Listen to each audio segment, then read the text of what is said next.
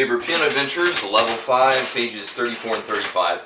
The song is called Risoluto by Johann Christian Bach, one of Johann Sebastian Bach's sons.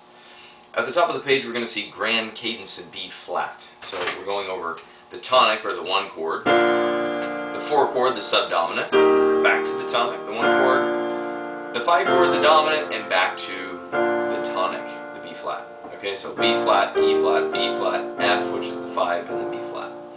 So learn how to play those and try to memorize that cadence. We'll talk more about that later. First, let's get into the song, and then we'll talk about the details. Let's take a listen to the piece.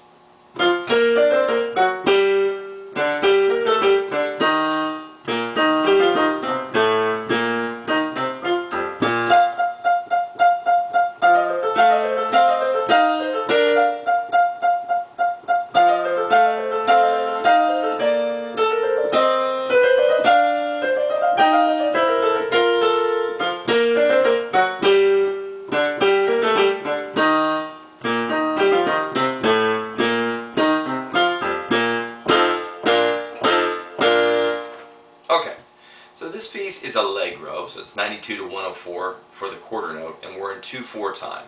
So we've got 2 beats in every measure. I'm going to set my metronome to 104, and we got to be playing to that. Now, a good way to do this, it's kind of hard for some people when you see 8th notes, 16th notes starting off the piece. You could just go 1 and 2 and you're starting on that last and. So it'd be like 1 and 2 and, like that. If you need to, write in all the beats. You know, you don't have to go over there and fly blind. Some people aren't good at seeing the beats yet, and that's totally fine. You'll know if you're on the beat when you get to some of those measures that just have quarter notes. When you look at the 2nd bar, 3rd measure, there's just an A, B. So if you were on your metronome then, you're probably on the right beat. And then, so 1 and 2 and, like that. So you can count in your head, you can write in the beats, you can count with it, whatever you want. Now there's quite a few dynamic changes in this piece. We start off with a forte, but we're doing staccato to an accent, legato, then staccato twice, and then an accent. So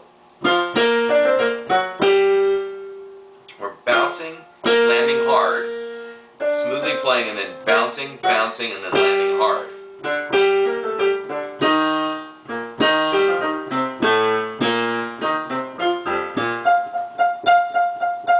So this is kind of one of those positions where we really have to control the dynamic changes while keeping the tempo, and this is why you're in Book 5. We're focusing on all the details, not just hitting the right notes. So in this part here we're playing staccato. I'm at the measure 8, so bottom of the page. It says forte, it's a staccato, you're going to come off it and then go right into this. And then in the next 2 measures we've got these sets of 16th notes. Just get your 4 fingers ready on those, like this, 5, 4, 2, 1, and focus on keeping the beat with the left hand, and watch your pedaling here. So we're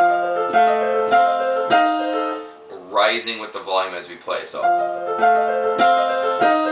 and then here we've got a sforzando at the beginning of measure 12. We're going to hit that loud and then drop back to soft. So a little bit of a repeat there. Then in here we've got 2 beats, and starting at measure 16, so we're going to be hitting the quarter note.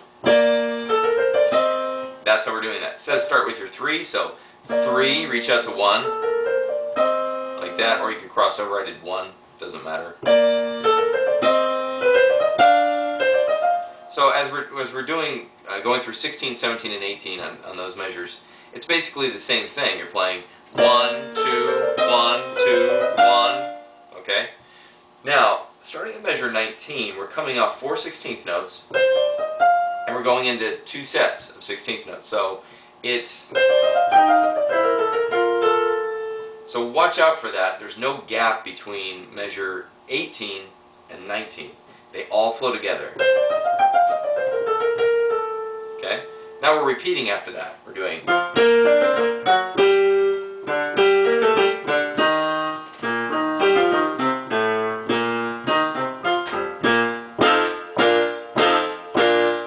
hammering out that ending. They're accented and we're fortissimo, so you're playing really loud. All these dynamics are super important. So if you're one of my students, you play through this. If you're ignoring these dynamics, I'm not going to pass you. So get focused on that. But This should be enough to get you going through the piece, and you know what I'm looking for. So good luck with Risoluto.